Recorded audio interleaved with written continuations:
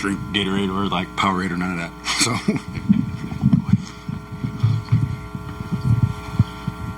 Darren, obvious question: How do you regroup without Wemby?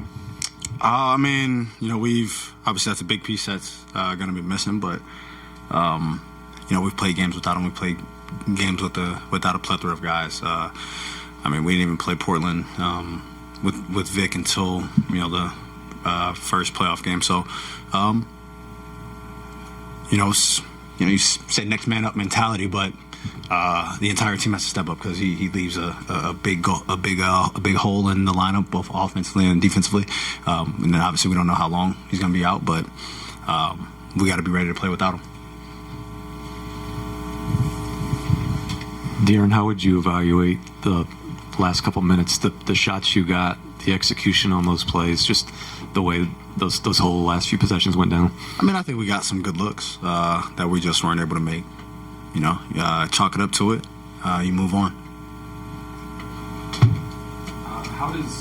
What challenges does Portland present to you all, especially in the backcourt defensively, just with their length, size, all of that stuff? Yeah, I mean they're have long defenders. They're physical. I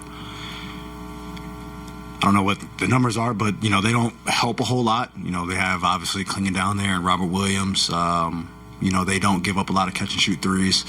And that's the way they would play. That's what we expected. We knew what we were coming into. They did a better job at that tonight. That we knew that they would try to play faster. They had more transition points, more offensive rebounds, more second chance points. We knew the type of team that they were. So, they beat us at their game. Scoot's playing at a pretty high level right now. How do you counter him? How do you put the clamps on him?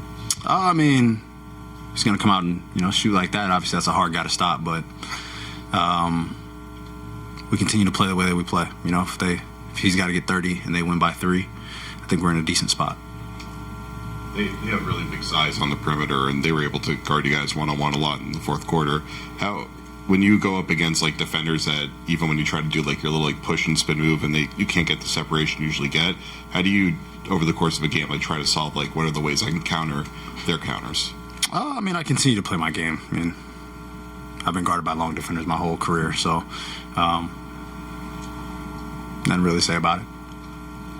What did you guys think about the physicality that they came at you guys with and how you responded as a team, but also some of the younger guys like a Steph Castle and staying composed?